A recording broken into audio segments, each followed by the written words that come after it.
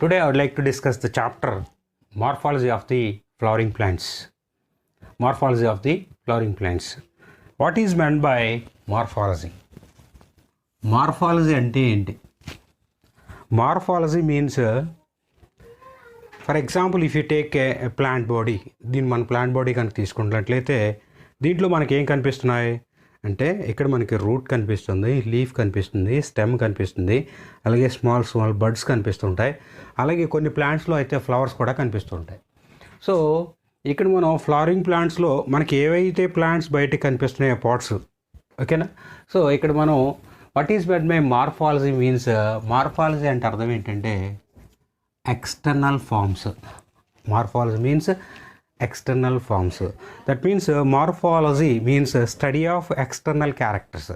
Study of external characters. What are the external characters are here అంటే దీంట్లో మనకి route అనేది ఎక్స్టర్నల్గా కనిపిస్తుంది, అండ్ లీఫ్ అనేది ఎక్స్టర్నల్గా కనిపిస్తుంది, స్టెమ్ అనేది ఎక్స్టర్నల్గా కనిపిస్తున్నాయి, అలాగే బడ్స్ అనేవి కనిపిస్తున్నాయి. ఇలా ఏవైతే పార్ట్స్ మనకి ఎక్స్టర్నల్గా కనిపిస్తున్నాయో వీటిని మనం ఎక్స్టర్నల్ పార్ట్స్ అంటాం.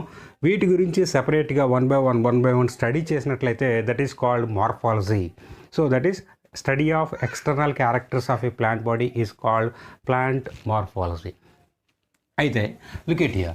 So morphology means external forms. So that is study of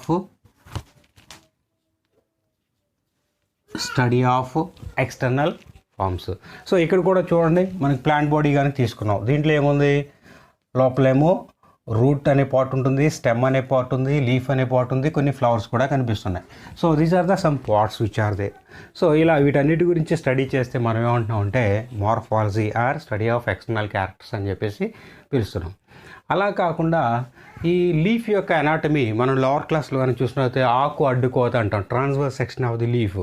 అంటే లీఫ్ లోపలేముంది అండ్ స్టెమ్ లోపలేముంది, ఇంకా ప్లాంట్ యొక్క ఇంటర్నల్గా ఉన్నటువంటి స్ట్రక్చర్ గురించి స్టడీ చేసినట్లయితే దాన్ని ఎనాటమీ అని చెప్పేసి పిలుస్తాం.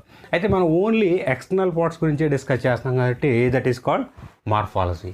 ఈ మార్ఫాలజీలో డిస్కస్ చేసేటువంటి టాపిక్స్ కనుక చూసినట్లయితే రూట్ అనేటువంటి టాపిక్ గురించి, స్టెమ్ అని, leaf, flower, inflorescence and some plant families, ఈ మార్ఫాలజీ అనేటువంటి టాపిక్లో మనం వీటన్నిటి గురించి డిస్కస్ చేయడం జరుగుతుంది.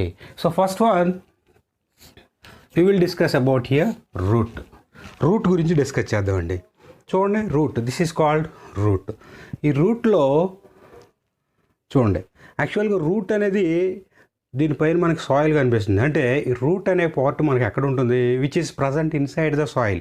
అంటే భూమి యొక్క లోపలలో ఉన్నటువంటి భాగం కాబట్టి ప్లాంట్లో ఈ పార్ట్ సాయిల్లో ఉంటుంది కాబట్టి this is the part which is present inside the soil, that is called root. ఎలా డిఫైన్ చేయొచ్చండి, it is underground part of the plants. అంటే భూమి యొక్క లోపలి భాగంలో ఉంటుంది కాబట్టి దీన్ని ఏమంటామంటే underground part of the plants అని చెప్పేసి పిలుస్తాం. దీని యొక్క మెయిన్ రోల్ ఏంటి అంటే ఇది వాటర్ని తీసుకుని ఇక్కడ ఉన్నటువంటి ప్లాంట్ పాట్ అంతటికి కూడా పంపిస్తుంది. అంటే absorption of water as well as the సాయిల్లో ఉన్నటువంటి కొన్ని మినరల్స్ని, ఆ మినరల్స్ని కూడా ఈ ప్లాంట్ బాడీ ఏం చేస్తుందంటే ఇక్కడ ఉన్నటువంటి రూట్స్ అబ్జార్బ్ చేసుకుని పైకి పంపిస్తుంటాయి. సో రూట్ యొక్క మెయిన్ ఫంక్షన్ కనుక చూసినట్లయితే ఇక్కడ వాటర్ని and minerals also, water and minerals can be absorbed by the root. Root యొక్క మెయిన్ ఫంక్షన్ ఏంటంటే వాటర్ని అబ్జార్బ్ చేసుకుని ప్లాంట్ బాడీకి పంపిస్తుంది, అలాగే మినరల్స్ని అబ్జార్బ్ చేసుకుని కూడా ప్లాంట్ బాడీకి పంపిస్తుంది. That is the root. See simply you can define root, it is underground part of a plants and which anchorage absorption of వాటర్ని అబ్జార్ప్షన్ చేస్తుంది. ఇది ఆల్రెడీ డిస్కస్ చేసుకున్నాం. అండ్ మినరల్స్ ఆల్సో, అంటే root అనేది వాటర్ని absorb చేస్తుంది, మినరల్స్ని absorb చేస్తుంది, okay. అయితే కొన్ని రూట్స్లో కనుక మనం చూసినట్లయితే there are some changes. For example if you take in Fabaceae ఫ్యామిలీలో కనుక చూసినట్లయితే మనకి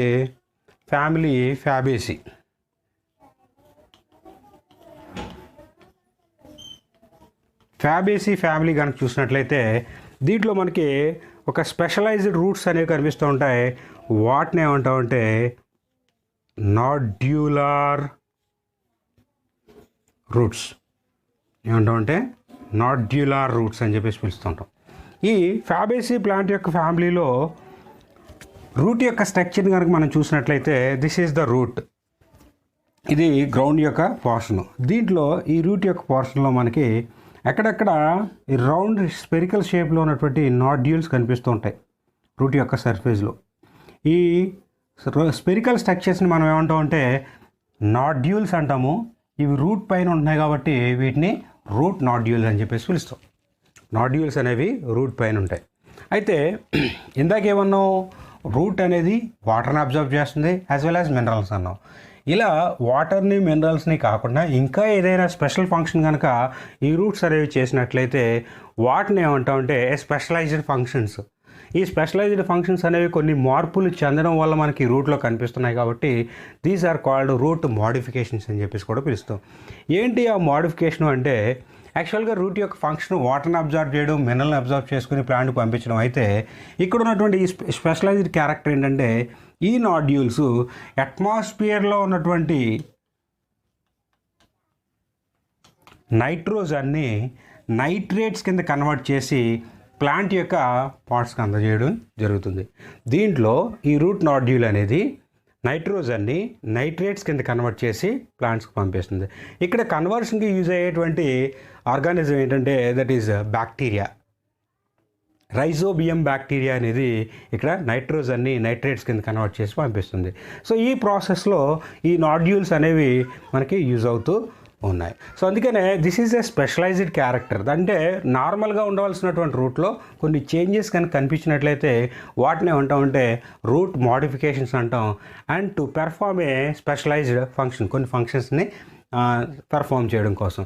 అంటే ఇక్కడ ఏమనొచ్చు, other than the normal functions. And normal functions ఏంటి, వాటర్ మినరల్స్ అబ్జర్వ్ చేయడం. Other than the normal functions if the root which have then we can define the roots are called root modifications అని చెప్పేసి చెప్పొచ్చు. రూట్లో కనుక changes కనుక వచ్చినట్లయితే ఇలా రూట్ మోడిఫికేషన్స్ గురించి ఒక కంప్లీట్ ఒక 8 to 9 రూట్ మోడిఫికేషన్స్ గురించి సెపరేట్గా మనం డిస్కస్ చేస్తాం. అంటే జస్ట్ రూట్ యొక్క ఇంపార్టెన్స్ ఏంటి, రూట్ అంటే ఏంటి, జనరల్ ఫంక్షన్స్ ఏంటి, మోడిఫికేషన్స్ అంటే ఏంటి విషయాన్ని గురించి చెప్పడం కోసం ఇక్కడ ఈ టాపిక్ గురించి డిస్కస్ చేసాం. నెక్స్ట్ ఇంకా రూట్స్లో టైప్స్ ఆఫ్ రూట్స్లోకి వచ్చేటప్పటికి టైప్స్ ఆఫ్ రూట్స్.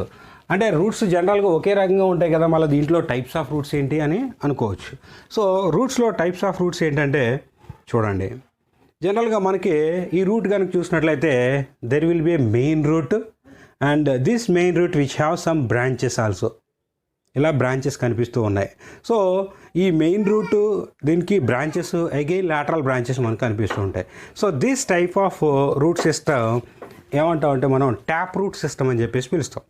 దీన్ని మనం ఏమంటాం, ట్యాప్ రూట్ సిస్టమ్ అని చెప్పేసి పిలుస్తామండి. సో అలా కాకుండా కొన్ని రూట్స్ కనుక చూసినట్లయితే ఇలా గ్రాస్ వంటి కొన్ని ప్లాంట్స్లో కనుక చూసినట్లయితే ఈ యొక్క base of the stem cluster of roots మనకి ఎక్కువగా కనిపిస్తూ ఉంటాయి.